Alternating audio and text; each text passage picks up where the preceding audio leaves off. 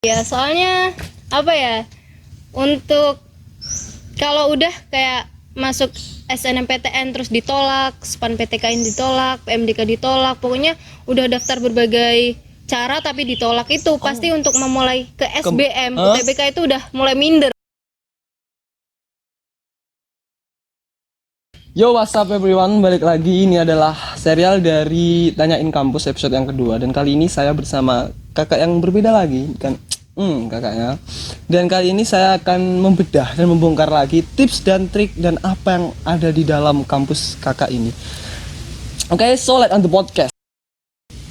Baik, jadi sebelumnya kan ini teman-teman banyak yang belum tahu tuh kak, siapa ini kakak dan kuliah di mana, atau nanti siapa sebenarnya asal usul kakak ini, nanti bisa perkenalan dulu mungkin kepada teman-teman. Oke. Jadi nama saya Rizka Rinda Yuniarti, tapi biasanya kalau di sini tuh dipanggil Rizka ya, tapi kalau di Malang lebih sering dipanggil Ai. Ayo. Ya. Terus ya dari dari Universitas Negeri Malang, dari UM. Terus Fakultas FMIPA, prodinya Pendidikan Biologi. Jurusannya pasti biologi. Pasti biologinya. Iya. Kalau di UM fakultasnya ada berapa kak? Ada 8. 8 ya. Iya. Oke. Setahu kakak fakultasnya ada apa saja? Ada FIP. FIP itu fakultasnya kakak. Bukan. Oh, bukan. Fakultas Ilmu Pendidikan. Oh iya. Terus ada FMIPA, itu fakultas kakak. Oke. Nah, terus FPPSI, Fakultas Pendidikan Psikologi. FIS, Fakultas Ilmu Sosial. Oke. Fakultas Sastra, FS. Lalu ada Fakultas Ilmu Keolahragaan, FIK. Sama fakultas apa ya duanya, lupa. Apal kak ya. Alright. Fakultas Teknik belum. Fakultas Teknik yang Iya. terakhir. Alright. Di UM pasti Saman masuknya dulu SNMPTN atau SBMPTN kak? SBMPTN. SBMPTN ya. Nah mungkin ini kakak punya cerita kegagalan atau cerita gimana kakak bisa lolos SBMPTN masuk di UM Universitas Malang ya? Iya. Bisa diceritain ke teman-teman kak? Oke. Jadi dulu tuh itu keterima yang berapa persen di SNMPTN di sekolah itu loh. Kakak ngerti aku. Yang 25%. Oh, yang itu SNMPTN. loh. Iya. Jadi SNMPTN dulu aku buat daftar ke kampus lain dan Kampus lain. jurusannya tuh Teknik Sipil. Teknik sipil. Iya. Oke. Dan itu sama bener-bener aku tuh bukan nggak minat sih, kayak bukan passion aku, cuma nggak tahu kenapa aku daftar di Teknik Sipil. Kok nggak tahu? Nih soalnya waktu itu mungkin ini kesalahan aku juga ya. Angkatan aku tuh hampir semuanya tuh daftarnya di teknik. Hampir semua. Soalnya makanya angkatan aku dulu dibilangnya angkatan teknik gitu. Oh terus sama ikut ke bawah arus itu? Iya, ke bawah arus gitu. Oh iya. Terus ternyata dikasih jalan yang benar ya. Oke, Maksudnya dapat hidayah. Alright. nggak keterima di di teknik Teknik, oke. sipil. Terus kakak juga nyoba di PMDK. PMDK itu buat daftar di kayak namanya apa? Politeknik. Gitu. Dan itu juga nggak keterima. Nggak keterima juga. Nggak keterima. Sip. Terus daftar juga di SPAN PTKIN. SPAN PTKIN. SPAN ya ini. Iya, Oke, SPAN. SPAN PTKIN.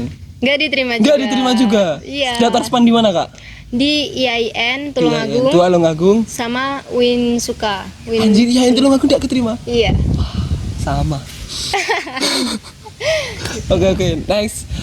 Mungkin sudah segitu. Iya, Nah, kalau lanjut aja. ya itu yang jalur rapor. Yang jalur raport, oke. Terus mungkin langsung ke SBM. Oh, ini kan Saman kan masuknya di SBM itu. Iya. Nah, ini ceritanya gimana gitu? Ada sedih dah ceritanya. Sedih.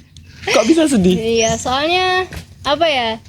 Untuk kalau udah kayak masuk SNMPTN terus ditolak, SPAN PTKN ditolak, PMDK ditolak, pokoknya udah daftar berbagai cara tapi ditolak itu pasti untuk memulai ke SBM, UTBK itu udah mulai minder, udah mulai nggak percaya diri. Iya.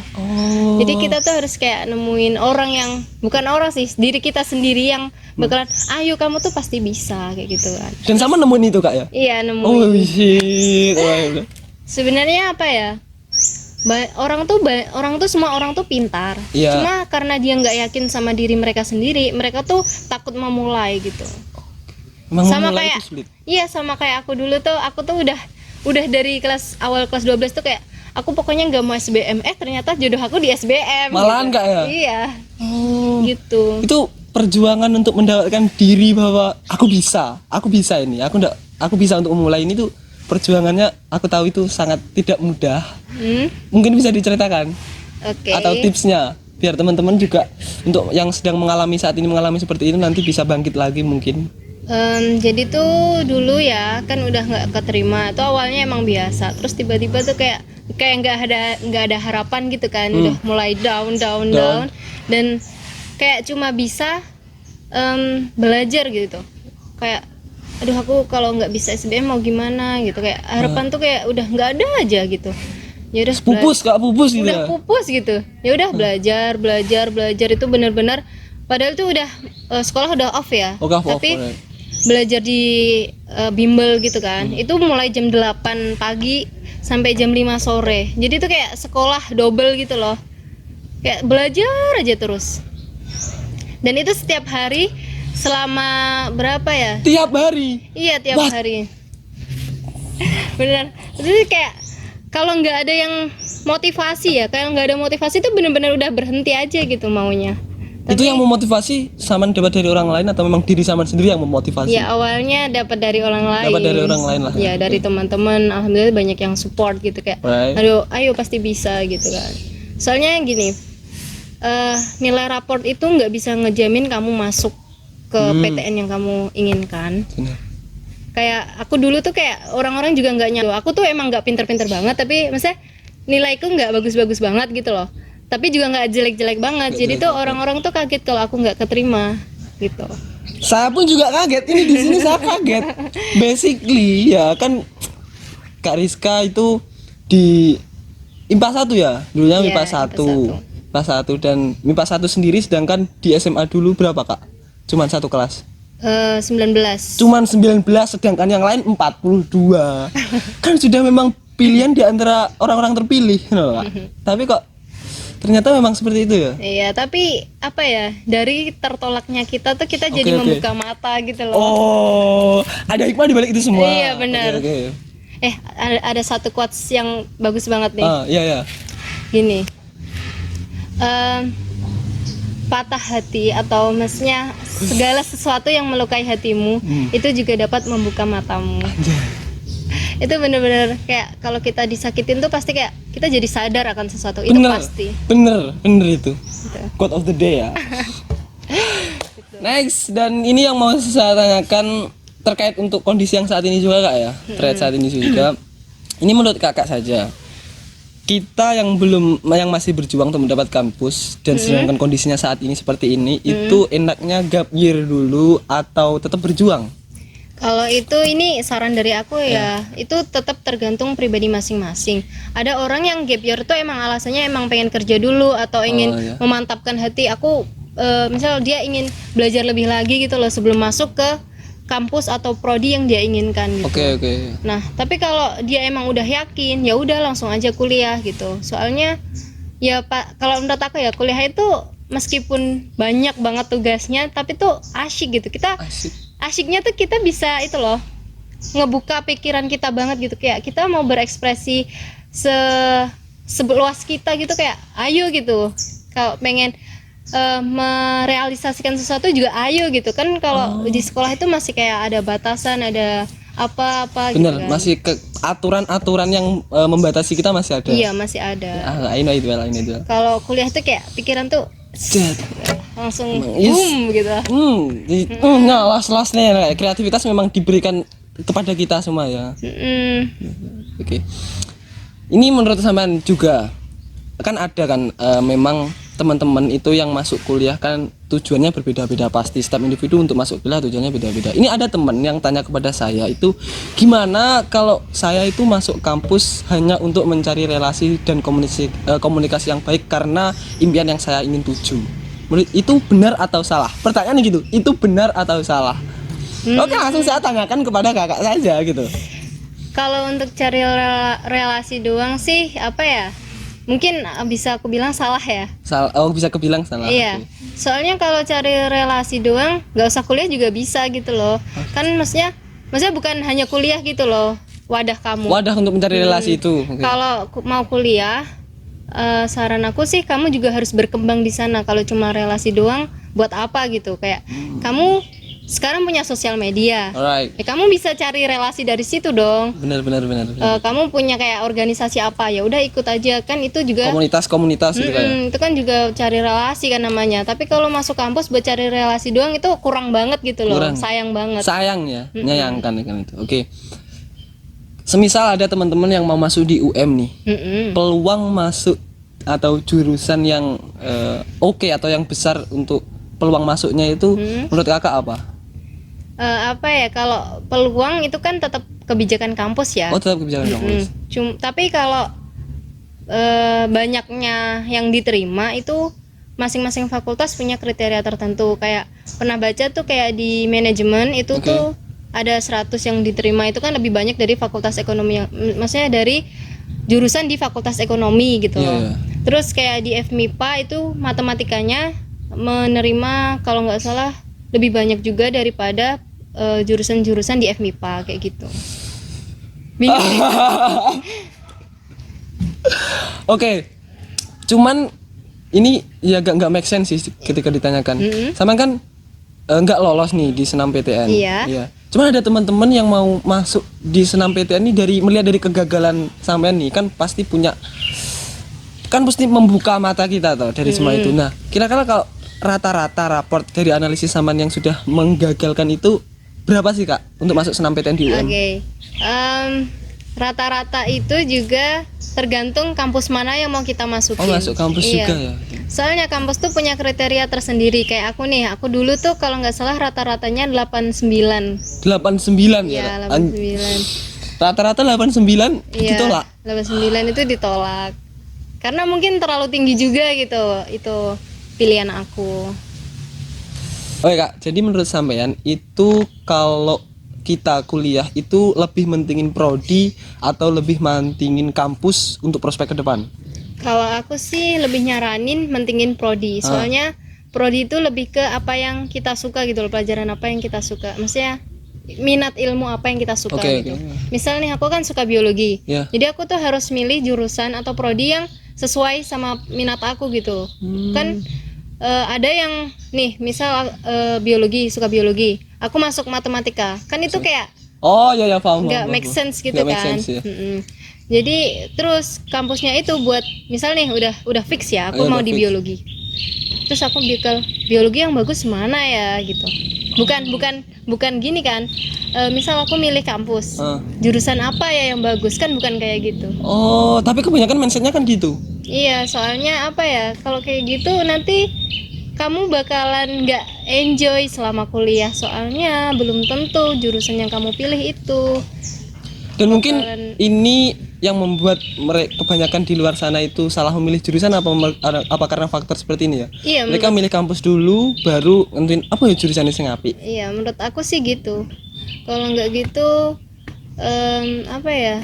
Mungkin karena faktor emang dia udah suka sama jurusannya, udah suka sama kampusnya. Tapi ternyata di tengah jalan dia belum kuat motivasinya. Belum kayak ternyata banyak tugas, pulangnya malam, nggak bisa ngatur jadwal kayak gitu. Ya agak miris sih sebenarnya, cuman ya gimana lagi, tetap ada sih di luar sana. Heran aku juga, heran. Aku meskipun belum kuliah, cuman ya aku heran sih kenapa, padahal pilihannya sendiri, tapi kenapa kok salah jurusan. Ya meskipun ada beberapa faktor sih di awal-awal. Kalau UKT Kak, UKT di apa itu di UM, apakah itu beda-beda atau semua sama? Iya, beda-beda. Tiap Beda-beda. fakultas, tiap jurusan, bahkan tiap prodi tuh bisa beda. Oh tiap prodi bisa Iya, beda ya? tergantung itu pendapatan orang tua kan. Oh nentuin itu juga. Terus berapa yang ditanggung oleh kepala keluarga kayak gitu. Jadi banyak ya. Kalau di Malangnya sendiri nih Kak, selama di Malang ini itu kalau masalah biaya hidup di mana ya? Biaya hidup itu gimana di sana? Kalau biaya hidup di Malang tuh gini, biaya hidup di kampus manapun itu tuh murah. Yang bikin mahal itu gengsinya. Oh, oke. Jadi percaya nggak, aku tuh gini, orang-orang di sekitar aku tuh bisa habisin lebih dari 500.000 sebulan kan, atau bahkan ada yang ngabisin jajan ya sehari tuh lebih dari 500.000. Sehari what? Iya ada beneran. Tapi aku sendiri aku selalu ngatur pokoknya 500.000 tuh nggak habis 1 bulan. Ada rencana keuangannya Kak ya? Iya, soalnya yang penting tuh yang pertama, jangan beli apa yang nggak kamu butuhkan. Iya, oke. Ini Yang perlu kedua, sih, yang kedua. hanya beli apa yang kamu butuhkan. Oh gitu kalau sampean. Iya. Oh, prinsipnya gitu ya kalau Iya. masalah anggaran. Oke, Iya. jadi beli apa Kak? Yang pertama beli, Jangan beli apa Oh. yang tidak kamu butuhkan, jangan beli apa yang tidak kamu butuhkan. dan beli hanya apa yang kamu butuhkan.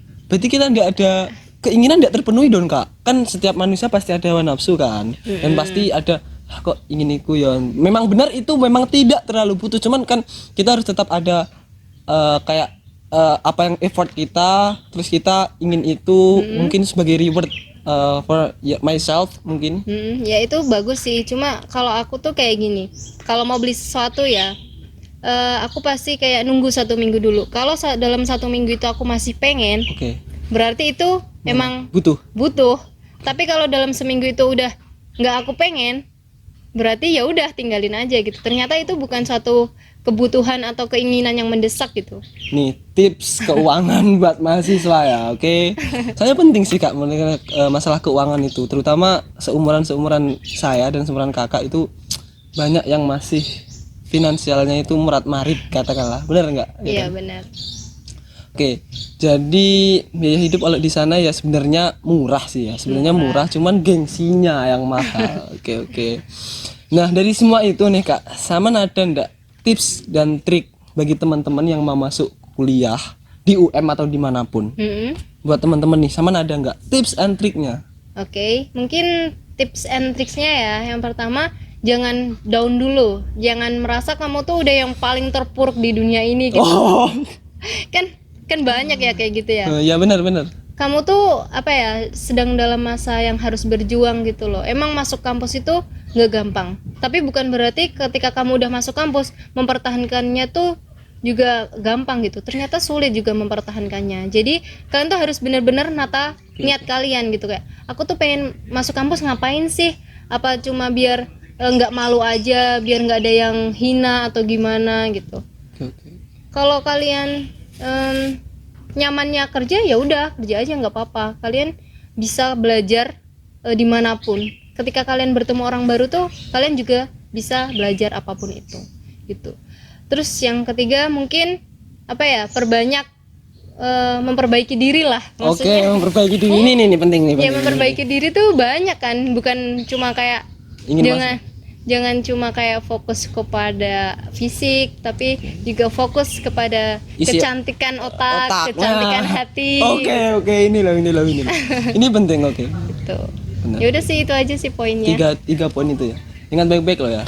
Dan terakhir nih Kak, buat penutupan, pesan buat teman-teman yang mau masuk kampus, pesan atau harapan Kakak mungkin yang ingin disampaikan kepada teman-teman nih. Oke, harapan aku ya. Aku harap buat angkatan berapa sih sekarang? Angkatan 20 ya? 30. Enggak, maksudnya angkatan 2020 kan ya? 2020 ya benar. Buat angkatan 2020 yang mau masuk kampus, kalian harus semangat. Jangan mudah menyerah ya. Kalian tuh lihat orang sekitar itu. Kalian tuh punya orang lain gitu loh. Kalau nggak ada, aku bakal dukung kalian. Oh, mau dong. Gitu. Gitu Yaudah, ya, oke. pokoknya semangat terus deh. Pertanyaan terakhir buat Kakak. Apa? Apa Kakak bahagia? Bahagia. Bahagia. Oke. See you next time and goodbye.